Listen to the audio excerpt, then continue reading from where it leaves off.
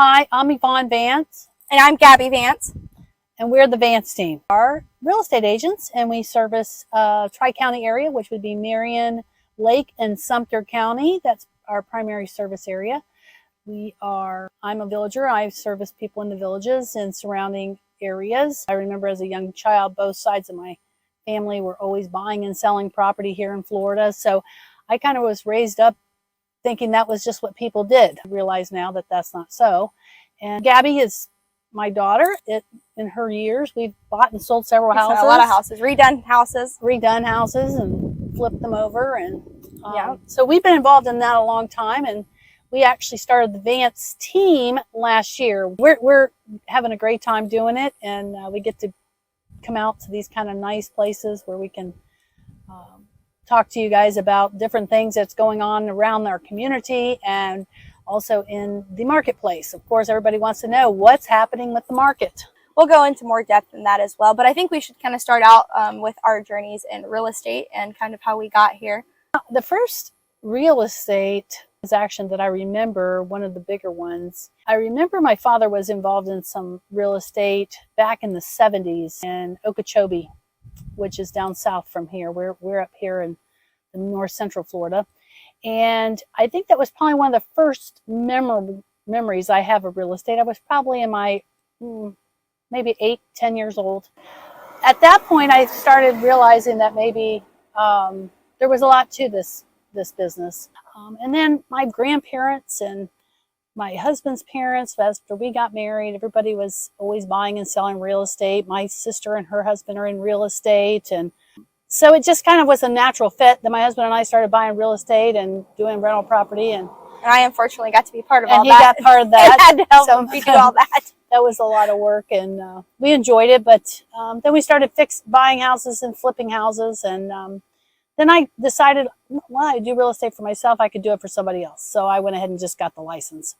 I definitely felt like I had the foot up because I already understood a lot about what was going on in the marketplace. Gabby joined me last year. For me, basically with real estate, it really wasn't something that was planned. I had went to college for dietetics actually, and I ended up, COVID happened and I refused to pay $12,000 for an internship in which I was going to have to watch from a body cam. A lot of people had to deal with that were my friends and my cohort, and that's just something I just didn't want to do. And so my mom was in real estate already, and I said, well, let's try it. The market's hot. I can make money even if I don't do it forever. And like my mom was talking about, I've been in real estate and doing things. I mean, I spent my senior year summer redoing the house that we just sold. So it definitely from was floors to paint to everything, bathrooms. It was a lot. it was a big project. It was a short sale. Yeah, and I think also my age group especially, we really saw what happened in 2008 when it crashed. Even if we didn't fully understand it, we definitely saw like how the market changed and how things happened. I mean, houses were literally going for like $8,000. I mean, you could get an apartment in like downtown on the beach, like super cheap. And today that same house is worth like over $1 million.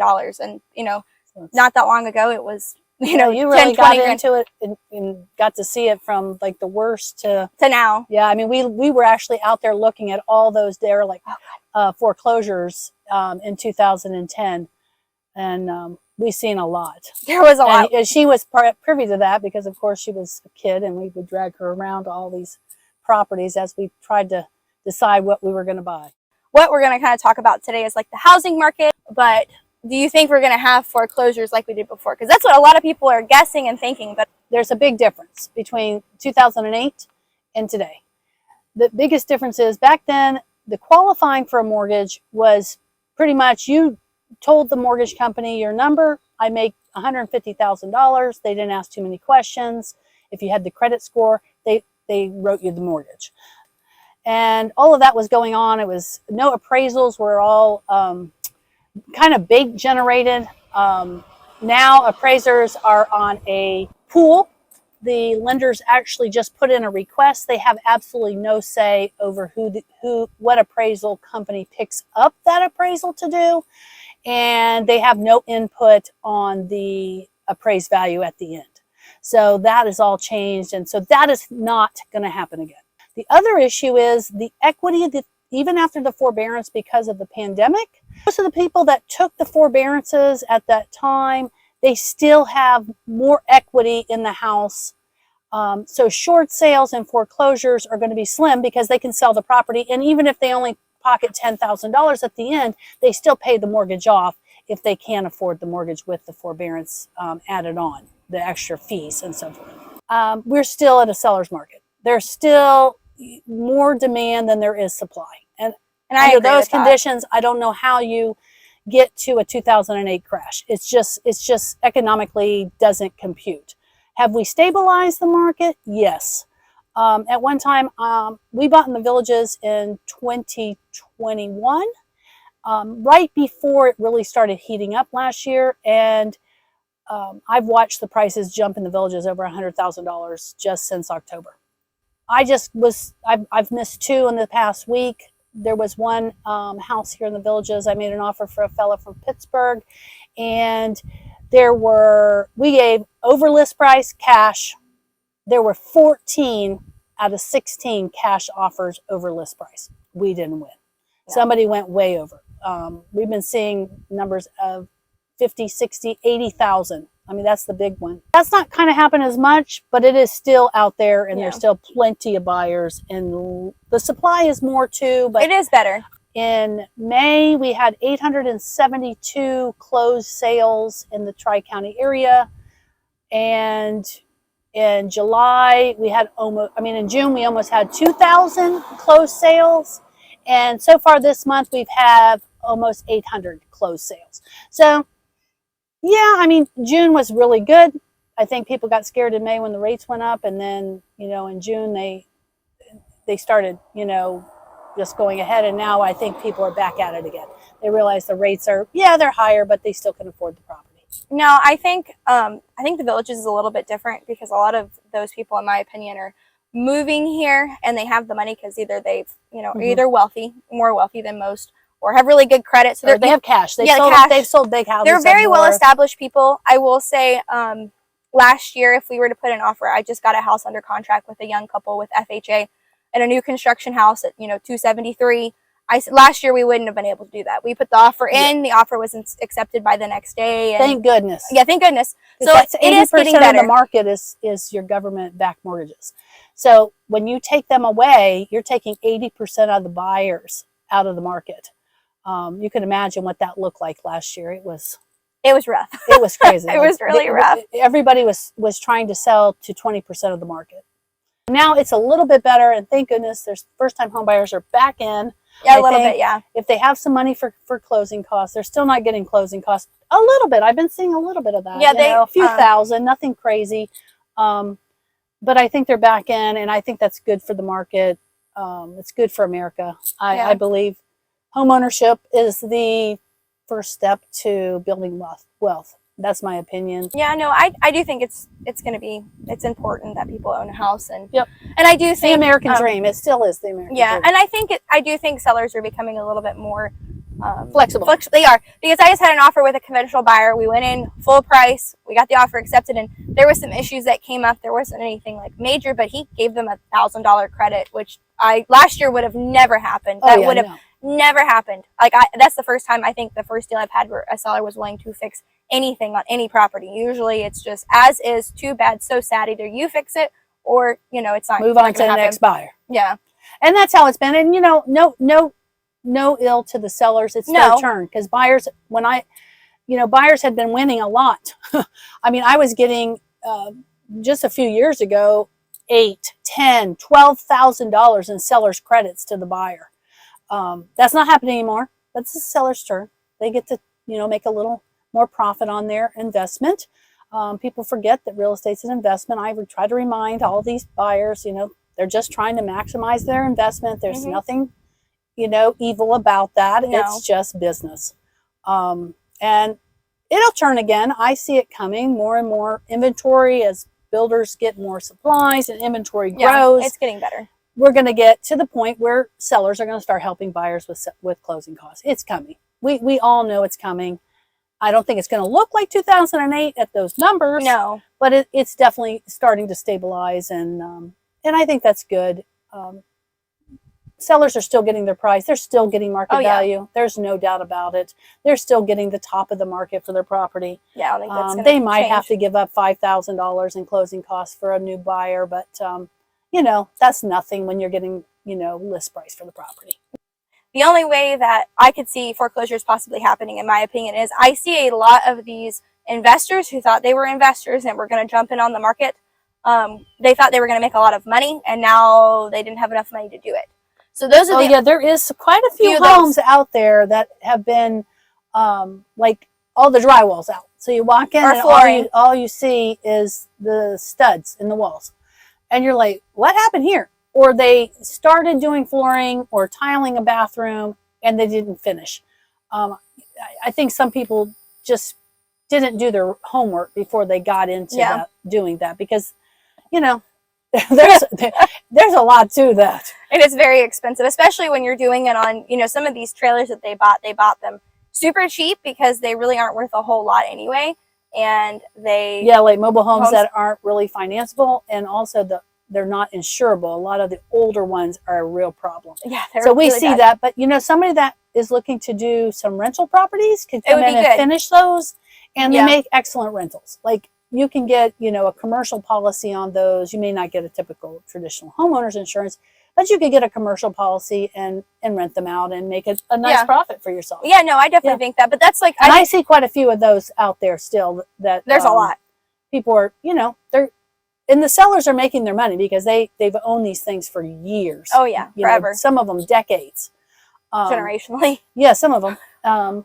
And it's a good little niche for somebody that's just getting started into the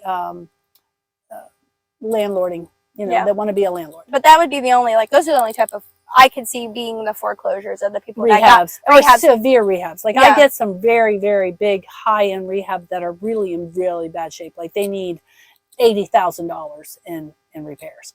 I'm getting those, and those are okay too. You know, the same situation, people will make their money back. Supplies are just so expensive, and I don't know. Yeah, that's the big thing. I don't think people do their homework on what exactly the supply is going to cost to redo a home today. I mean, you know, a couple of years ago, we put a roof on a 2,000 square foot house. It was $7,500. That same roof is probably about $15,000. Yeah, if not more anymore. If not more. I know that prices just keep going up, and I don't see an end to that. I just had a deal get delayed a whole month because D.R. Horton, which is the #1 builder in the U.S., they literally couldn't get their electricians to come out and do the work. So every single house in this subdivision is set back a month.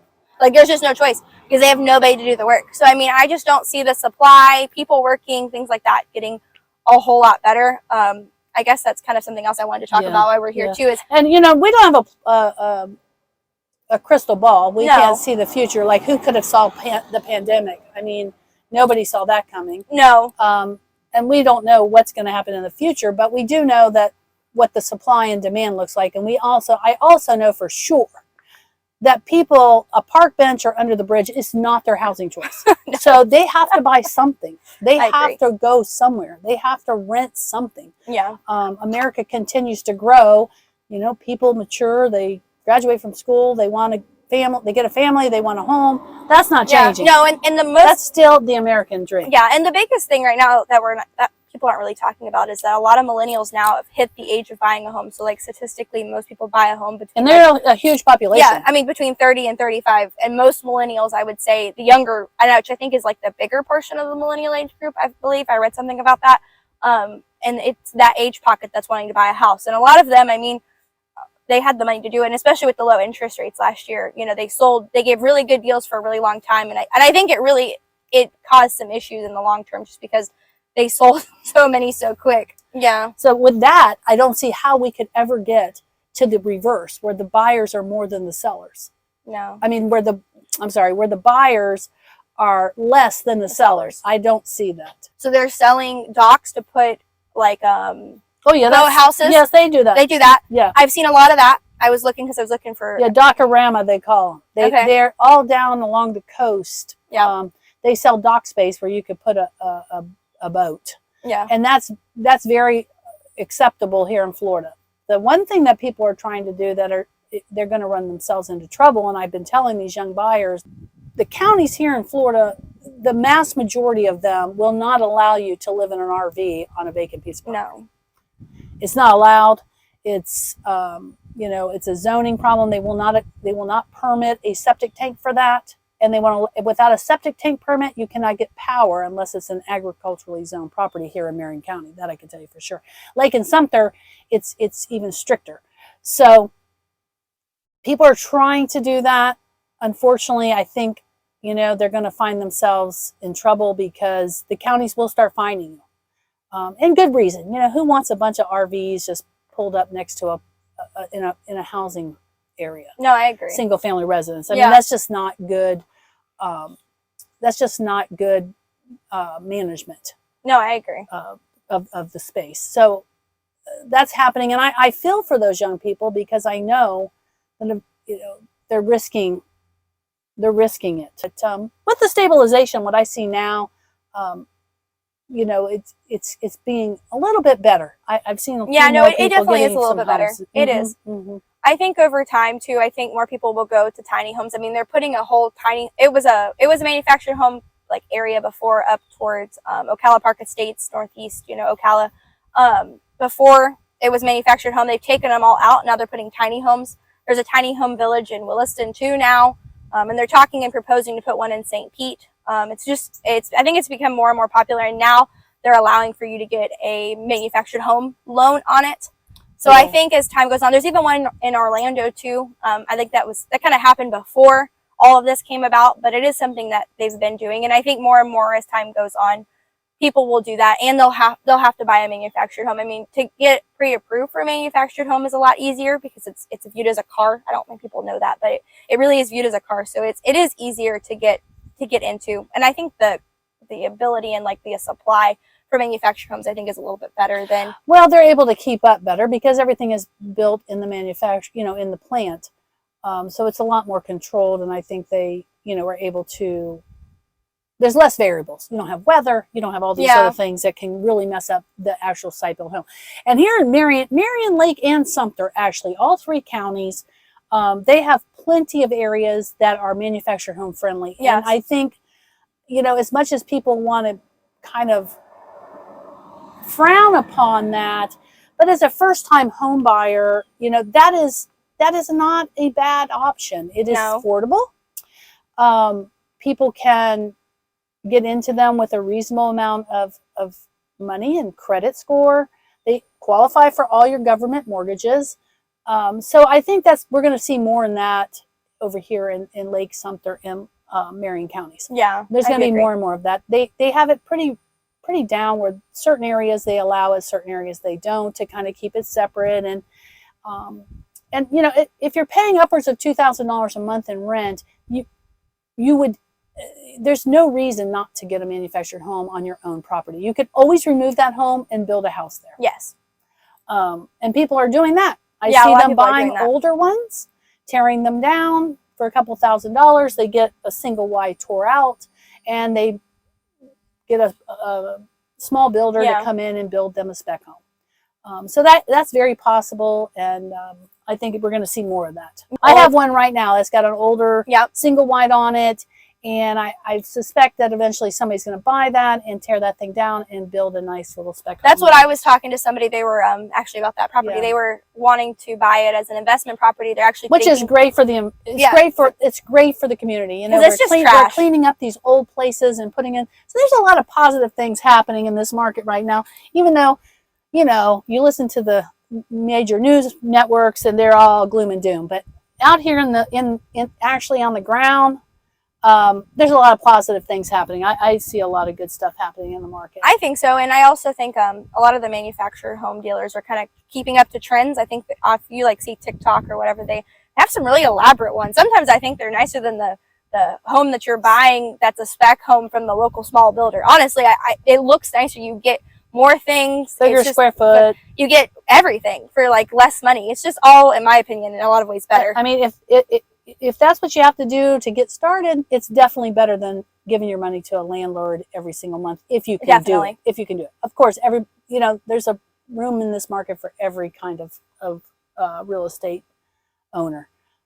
There's more there's more tenants than there are rentals right now. Yes. I mean, the application, it's so heated in the rental market that the property managers are getting 20, 30, 40 applications for one property.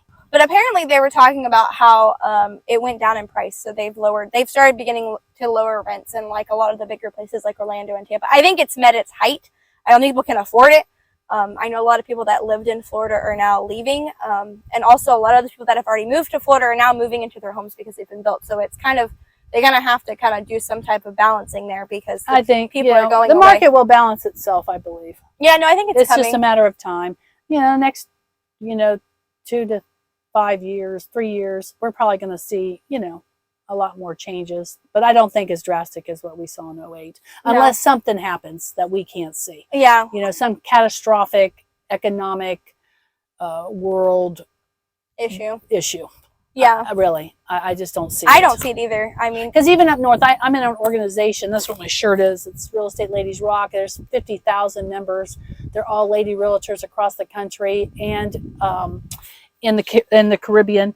And they have seen some stabilization up north much quicker, but they needed it. I mean, the prices up there were astronomical. They were crazy. Out in Texas, that's another area, some hot spots in Texas. Like in Austin back last year, people were having to bid $300,000, $400,000, $500,000 over list price to get a house. So that's not happening anymore. No. And probably for the best that it's not. No, I definitely agree with that. Yes, it's a more stabilization. So, well, I think we did pretty good. I think we did too. All right, so we will be back next week. Yep. And hopefully we can help you guys get a better understanding. We're trying to just give information from a couple of people that are just on the ground doing the job. Yeah. Not, no housing expert per se, sitting up in a desk somewhere reading a bunch of books, but somebody actually doing the work. Yeah, we do it all the time, and we'll also interview some local people here in the we're villages. going to be highlighting some businesses around the area and some special places that we like. And events maybe too. We're going to, kind of mix it up so everybody can kind of see what we're about and where we live and what makes this area a really nice area to be. Yeah. So and if you have any other questions, we're always open to it. So comment in the box below and we'll answer them on our next show. Hope you guys enjoyed it and we'll come back next week. Yeah. Have a great day. All right. Bye-bye. Bye.